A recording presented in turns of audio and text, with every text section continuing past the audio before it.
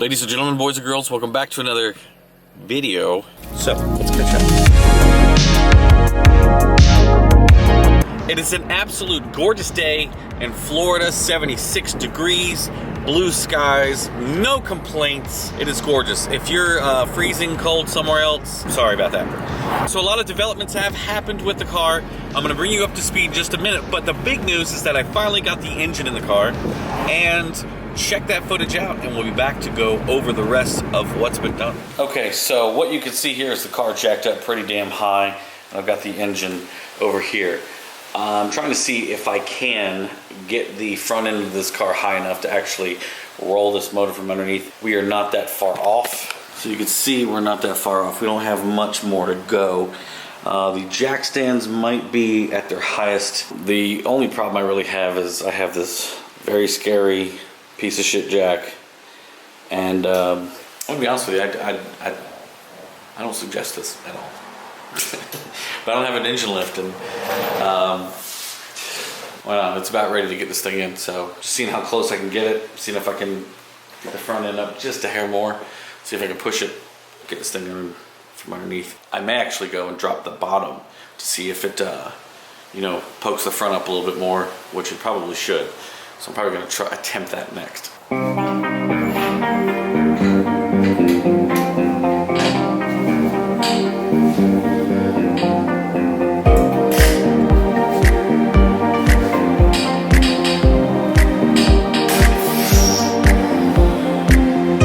That was scary. That was extremely scary. I've got this thing sitting on the ABS pump, which is super sketch.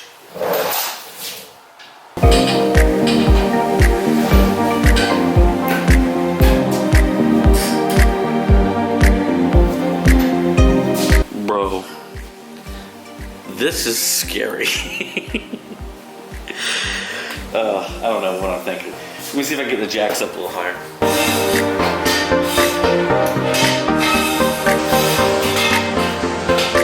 Alright, I've got this thing jacked up. About to do the most sketchy thing I've ever done in my life. Gun static, this is for you.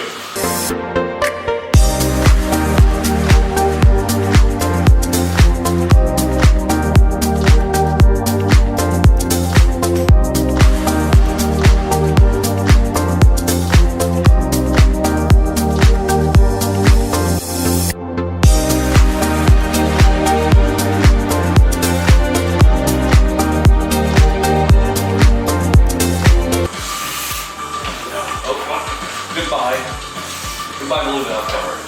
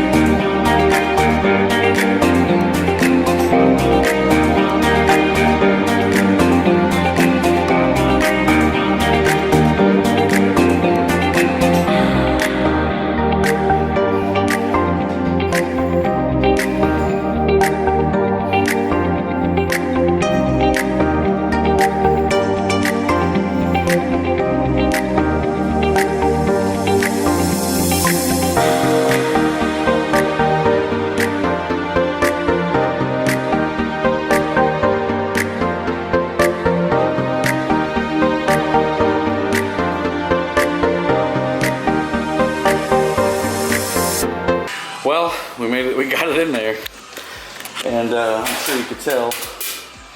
Show the damage. So this is always the reason why I put a different valve cover, even though I can redo it, get another one, and respray it. This one got messed up a little bit, obviously, because of this sketchy situation, and I do not recommend anybody doing what I just did because it was very stupid. It's in here.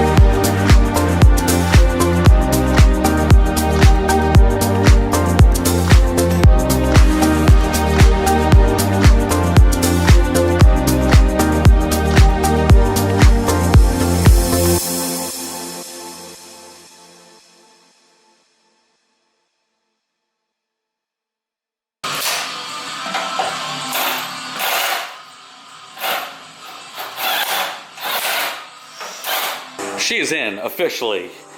Everything's tight. Everything is nice, and took me a minute, but this was definitely a little easier going from the bottom to the top for sure. Killed the valve cover. However, it's not the end of the valve cover. Probably just going to set it off and powder coat it.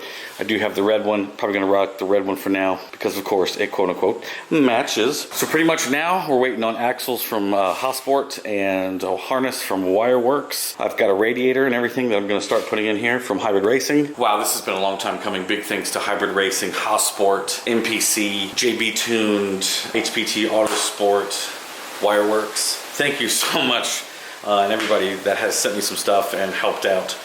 Big thank you. So now it's just put everything together, get the fuel lines on, get the shifter cables on, which is really what I want to do. I really want to hook up the shifter cables and see how the shifter feels.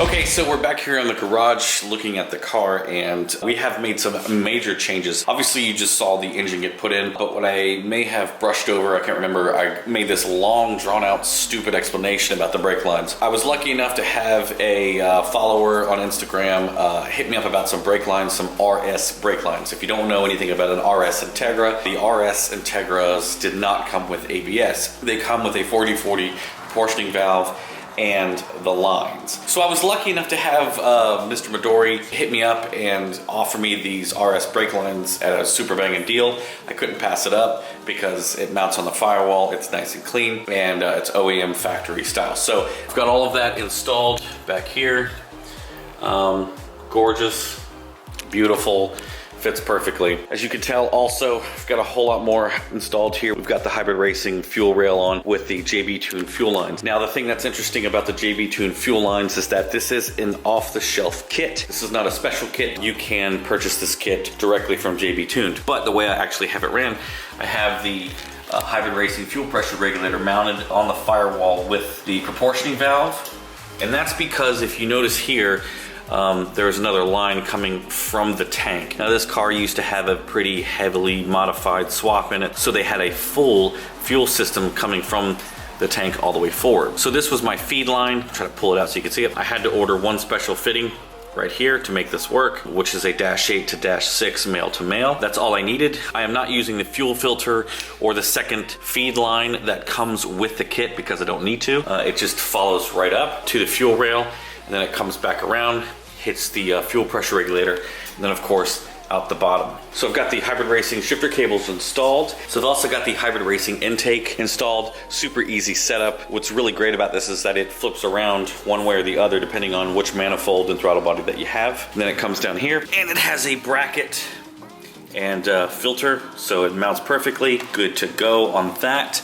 So I've got the brake booster all installed, ready to go, as well as the clutch slave cylinder ready to go with the JB Tuned clutch line here. I don't have a clutch slave yet. I've got to go to the auto parts store and get one. No big deal with that. So I've also installed the fuse box in its factory location. It's kind of mocked up right there because once I get the engine harness, I can go ahead and put the harness through the firewall. Once I do that, once I get the harness pulled through the firewall, I can install everything underneath the dash. Took it all out to be able to get clear and to make space for the harness and everything like that. That's why it's all kind of hanging right there. Another thing is that I got super lucky, and thanks to Lazy Man Garage and DB8_GSR, he hooked me up with an OEM airbag replacement tray, and it just looks phenomenal, matches the dash, and these things are getting really tricky to find nowadays. Also, for the time being, I have removed the wing, because if you notice, this car is in pretty good shape. However, the trunk aspect of it is a little bit beat up. And the reason for that is that the trunk is a different VIN number. It's from a different car. I don't know why. I have gone ahead and removed the rear wiper and replaced it with the MPC plug. The wing may go back on, but I'm not 100% sure. I am one of those people, I really like an Integra with no wing. So in the interior, everything's looking phenomenal. Got the Type R gauge cluster, and then of course the airbag. So another thing is I've been waiting to feel the hybrid racing shifter since I put this thing in. I've been ready to just click through the gears and see how it feels. I also installed the shifter springs that come along with the hybrid racing shifter cables. So those have been replaced inside the transmission as well.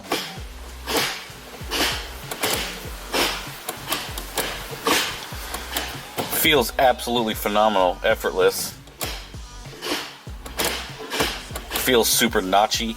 It's exactly like you would want it to feel. There's hardly any play in it. Of course, I got the HSG knob on top, which is just feels great. I'm super excited. I can't wait to get this thing on the road. I've been going through a lot of the wiring, and for the most part, it has been completely jacked up. So what I've been dealing with is just going through like the wiring portion down here. I don't know, old alarm systems and stuff like that. I've just been removing anything that looks unnecessary and kind of pulling it out.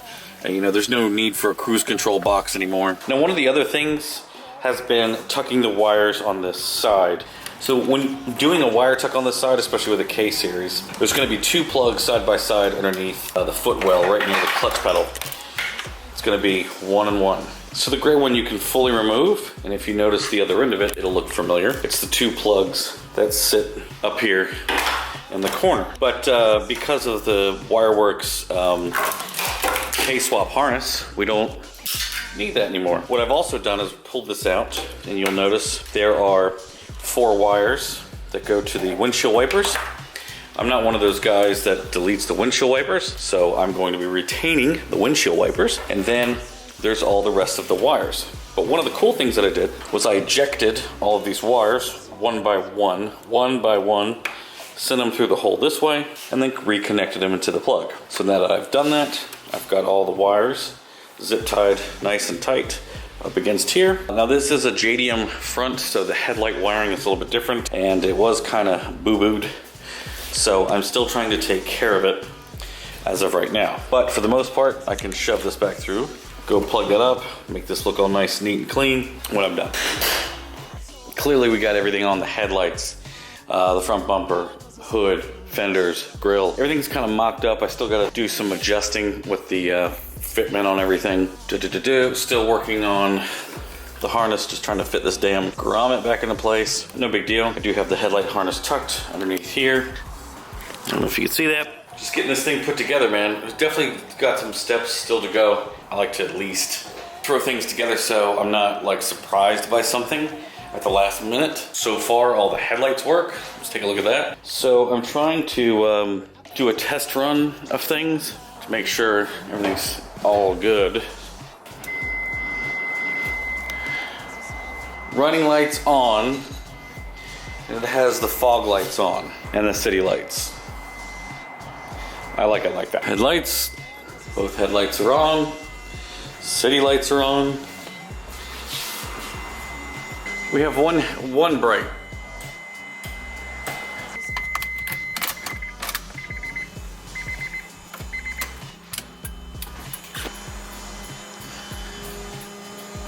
This is something that, you know, you generally want to check before you try to get on the road and take a long road trip.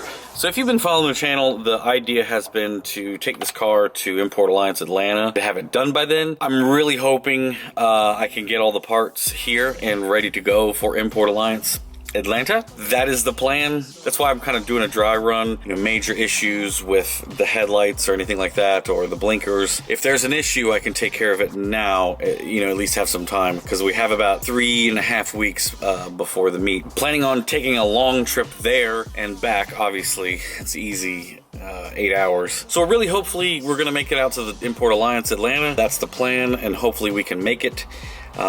Should be all good. Everything's looking good so far. Just gotta button up the last few things. So I'm really excited because we're getting this thing together. This car, in my opinion, if I have every piece, if I have every part that I need, it's a good 2 days of putting it together, cleaning it up, and making it roadworthy. So let's hope we get there.